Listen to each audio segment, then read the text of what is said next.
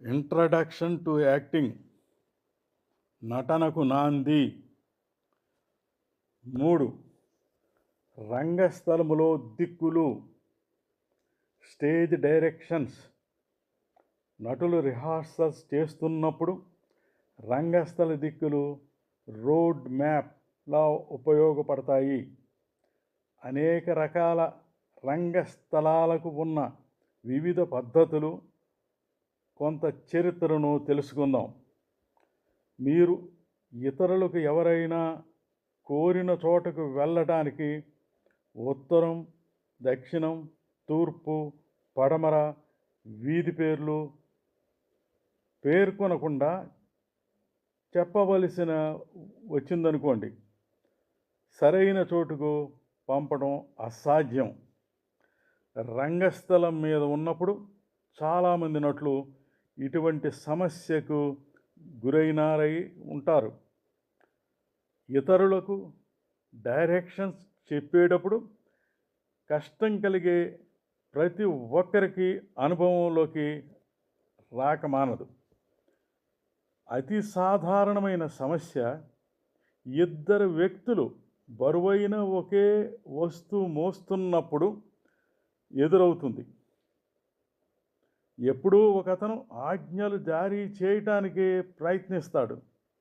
దాన్ని ఎడమకు తీసుకొని వెళ్ళుము కాదు, నా ఎడమకు కాదు, ఆ ఎడమకు. రంగస్థలం మీద కూడా ఇటువంటి సమస్య ఎదురవుతుంది.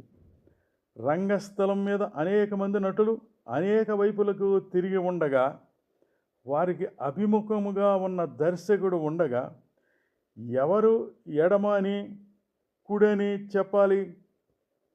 కొంతకాలానికి రంగస్థలంలో డైరెక్షన్స్ నిర్ణయించే పద్ధతిని కనుగొన్నారు. అది తేలికైన రోడ్ మ్యాప్ ఇలా నటులకు, దర్శకులకు అనుసరించటానికి బాగుంటుంది. దర్శకుడు ప్రత్యేకమైన బ్లాకింగ్ నటులకు చెప్పడానికి డైరెక్షన్స్ వల్ల తేలికైనది. నటులకు నోట్స్ కావలసిన విధంగా రాసుకోవడానికి వీలు పడుతుంది.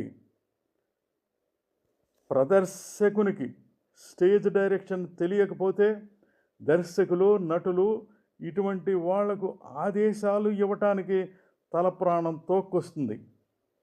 అందరూ స్టేజ్ డైరెక్షన్ తప్పక నేర్చుకోవాలి. మీరు నేర్చుకోవటం వల్ల రిహార్సల్స్లో ఎక్కువ సామర్థ్యంతో చేస్తారు, పాత్రధారులతో కలిసిపోతారు. ప్రొసీనియం థియేటర్ స్టేజ్ డైరెక్షన్స్. రంగముఖద్వార రంగస్థల దిక్కులు. రంగద్వార రంగస్థలములో నటుడు ప్రేక్షకులకు అభిముఖముగా నిలబడి ఉన్నప్పుడు నటుని కుడి ఎడమలను స్టేజ్ డైరెక్షన్ నిర్ణయించారు. అంటే ఏమిటి? మీరు రంగస్థలం మీద నిలబడి ప్రేక్షకులకు ఎదురుగా చూస్తున్నప్పుడు మీకు కుడి ప్రక్క కుడి రంగస్థలము స్టేజ్ రైట్, మీకు ఎడమ ప్రక్క ఎడమ రంగస్థలము స్టేజ్ లెఫ్ట్. మీరు రంగస్థలం మీద ఎటు తిరిగినా కుడి రంగస్థలము ఎడమ రంగస్థలం మాత్రం మారవు. మళ్ళీ మీరు అదే రంగస్థలం మీద ఉన్నారనుకోండి, ఈసారి మీరు రంగస్థలము మీద వెనుదిరిగి నిలబడి ప్రేక్షకుల వైపు చూడటం లేదనుకోండి, అయినప్పటికీ మీరు ప్రేక్షకులకు అభిముఖంగా నిలబడి ఉన్నప్పుడు ఏ విధంగానైనా రంగస్థలము కుడి ఎడమలు ఉంటాయో, అంటే కుడి రంగస్థలము మీరు ఎడమ ప్రక్క ఉంటుంది, ఎడమ రంగస్థలము మీకు కుడి పక్క ఉంటుంది. అగమ్య గోచరంగా ఉందా? పొరపాటు పడకండి. మీరు సందిగ్ధంలో పడకుండా ఉండాలంటే రంగస్థలం మీద మీరు ప్రేక్షకులకు అభిముఖంగా నిలబడి ఉన్నప్పుడు విధంగానే ఊహించుకొని కుడి ఎడమలు గుర్తించటం ఉత్తమం. ఈ విధముగా రంగస్థలము కుడి ఎడమలు గుర్తించటం అయినది. మరి రంగస్థలము ముందు వెనకల సంగతి ఏమిటి?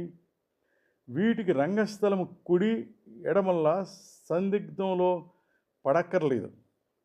రంగద్వార రంగస్థలములో భాగాలను సరైన పేర్లతోనే బాగా గుర్తించారు. ఈ భాగాలకు ఎగువ రంగస్థలము, దిగువ రంగస్థలముగా నిర్ణయించారు.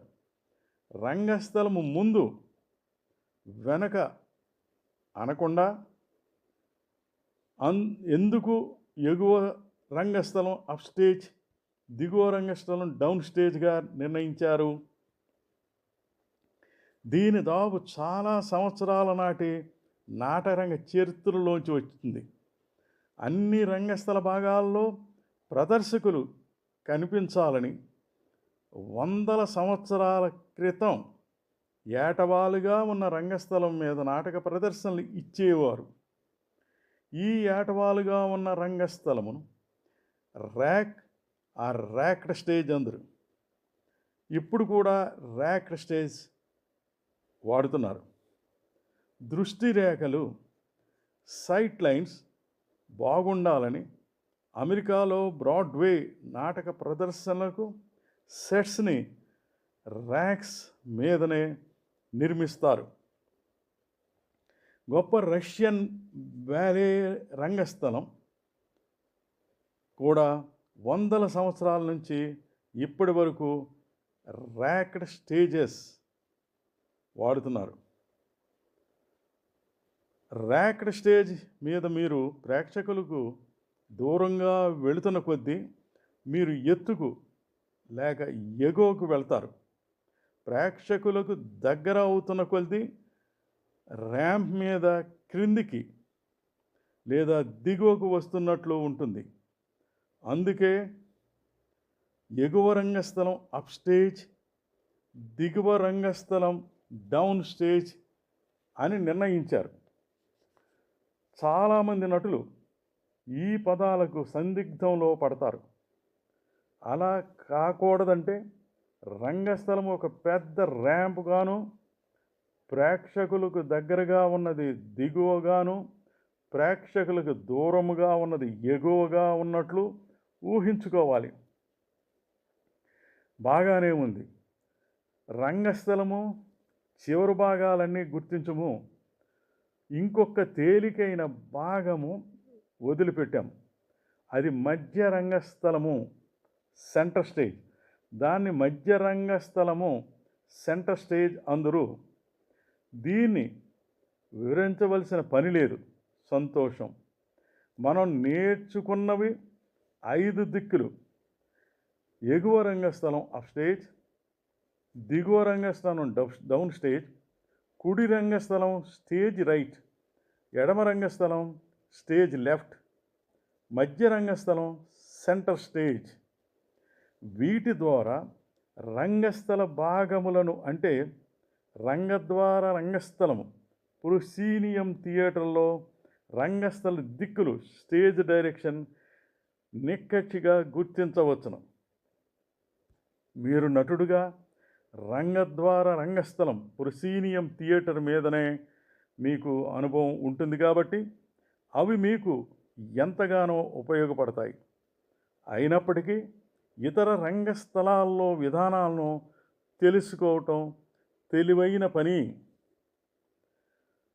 థ్రస్ట్ థియేటర్, చొచ్చుకొని వచ్చే రంగస్థలము. థ్రస్ట్ థియేటర్, చొచ్చుకొని వచ్చే రంగస్థలంలో కూడా రంగద్వార రంగస్థలము, ప్రొసీనియం థియేటర్లో వలనే అవే రంగస్థల దిక్కులు, స్టేజ్ డైరెక్షన్స్ వాడతారు. ఇక్కడ సందిగ్ధంలో పడేదల్లా ఈ రంగస్థలం 3 ప్రక్కల ప్రేక్షకులు ఉంటారు. నటుడు 3 ప్రక్కల ప్రేక్షకుల వైపు ఉండవచ్చును. కాబట్టి కుడి ఎడమలు ఎలా గుర్తించాలి? దీనికి జవాబు చెప్పడం తేలికే. థ్రస్ట్ స్టేజ్, చొచ్చుకుని వచ్చే రంగస్థలములో ఒక పక్క ప్రేక్షకులు ఉండరు. ఇది దిగువ రంగస్థలం అప్ స్టేజ్. నటుడు ఈ దిగువ రంగస్థలము అప్ స్టేజ్ వైపు తన వీపు వెనుక భాగం ఉండేటట్లు ప్రేక్షకులకు అభిముఖంగా నిలబడి ఉన్నప్పుడు నటుని కుడి ఎడమలు స్టేజ్ డైరెక్షన్స్గా అయి సైడ్ విత్ నో ఆడియన్స్ అవుతాయి. ట్రస్ట్ థియేటర్ చొచ్చుకుని వచ్చే రంగస్థలంలో కూడా ఎగువ రంగస్థలం అప్ స్టేజ్, దిగువ రంగస్థలం డౌన్ స్టేజ్లను ఒకేలా గుర్తించారు. కానీ దానికి కుడి ఎడమల్లో ప్రేక్షకులు ఉంటారు. Arena theatre in round, arena theatre. వృత్త రంగస్థలము, ప్రేక్షకుల మధ్య రంగస్థలము. దీనికి ఒక పద్ధతి అంటూ లేదు. ప్రేక్షకులు రంగస్థలము చుట్టూ ఆక్రమించి ఉండటం వల్ల దీనికి ఒక సంబంధం ప్రాతిపదికగా చెప్పలేం. చాలా నాటక సంస్థలు ఎవరికి వారు ఒక్కొక్క పద్ధతిని వాళ్లకు ఉపయోగకరమైనవి తయారు చేసుకుంటారు. కొన్ని సాధారణ ఉదాహరణలు: గడియారం పద్ధతి, ది క్లాక్ సిస్టమ్. రంగస్థలములో ఏదో ఒక చోట గడియారములో 12 గంటలు స్థానంగా గుర్తించాలి. తర్వాత గడియారములో ఇతర స్థలాన్ని దానికి అనుగుణంగా గుర్తించాలి. రంగస్థలములో నటుల్ని ప్రేక్షకుల వైపు 4 గంటల స్థానానికి కదలమని ఈ పద్ధతి ప్రకారం దర్శకుడు ఆదేశాలు ఇవ్వవచ్చును. దిక్సూచి పద్ధతి, ది కాంపాస్ సిస్టమ్. రంగస్థలము ప్రక్కలను తూర్పు, ఉత్తరం, పడమర, దక్షిణం నిజంగా దిక్కుల వైపు కానీ లేదా నిజం దిక్కులకు సంబంధం లేకుండా కానీ గుర్తించాలి. రంగస్థలంలో నటుని తూర్పు, ఉత్తర భాగం వైపు కదలమని ఈ పద్ధతి ప్రకారం దర్శకుడు ఆదేశాలు ఇవ్వవచ్చును. సాధారణ అంకెల పద్ధతి, ద సింపుల్ నంబరింగ్ సిస్టమ్. రంగస్థలము 4 భాగాలుగా విభజించి అంకెలతో గుర్తించాలి. రంగస్థలములో నటుని 3వ మూలకు కదలమని ఈ పద్ధతి ప్రకారం దర్శకుడు ఆదేశాలు ఇవ్వవచ్చును. మీకు ఏ రంగస్థలంలో ప్రదర్శించినా ఆయా రంగస్థలాలకు సంబంధించిన దిక్కులు, స్టేజ్ డైరెక్షన్ ఉంటాయి. సర్వసాధారణంగా అందరూ ప్రదర్శించేది రంగద్వార రంగస్థలం, ప్రొసీనియం థియేటర్ మీదనే కాబట్టి దాని స్టేజ్ డైరెక్షన్స్ తెలుసుకోవలెను. ఇతర రంగస్థలాల్లో పనిచేసేటప్పుడు ఆయా రంగస్థల పద్ధతులు తొందరగా నేర్చుకోవటం మంచిది. స్టేజ్ డైరెక్షన్స్ నేర్చుకోవటం చాలా ముఖ్యం. అదే ఆయుపట్టు వంటిది. బ్లాకింగ్ చెప్పటానికి కానీ విని తెలుసుకోవడానికి కానీ స్పష్టంగా ఉంటుంది. స్టేజ్ డైరెక్షన్ వల్ల భద్రత కలుగుతుంది.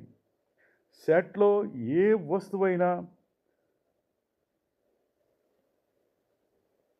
పడి ప్రమాదం జరగబోయే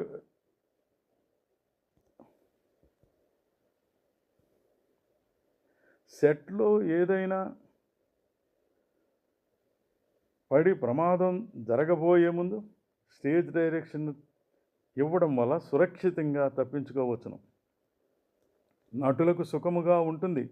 నటులు సామర్థ్యంతో పని చేయవచ్చును. నా ఎడమ మీ కుడి అంటూ ఆదేశాలు ఇచ్చేవాళ్ళు ఉంటే అది వాళ్ళ కర్మ, వాళ్ళకి దేవుడే దిక్కు. ఈ కింది ప్రశ్నలకు జవాబులు వ్రాయము. 1. స్టేజ్ డైరెక్షన్స్ ఉపయోగముల గురించి వ్రాయము. 2. కుడి రంగస్థలము, స్టేజ్ రైట్, ఎడమ రంగస్థలము, స్టేజ్ లెఫ్ట్ ఏ విధంగా నిర్ణయించారు. 3. 3 రకముల రంగశాలల్లో స్టేజ్ డైరెక్షన్స్లో భేదము గురించి వ్రాయము. 4 ఎగువ రంగస్థలం అప్ స్టేజ్, దిగువ రంగస్థలం డౌన్ స్టేజ్ ఏ విధముగా నిర్ణయించారు? మరికొన్ని విషయాలు మరో భాగంలో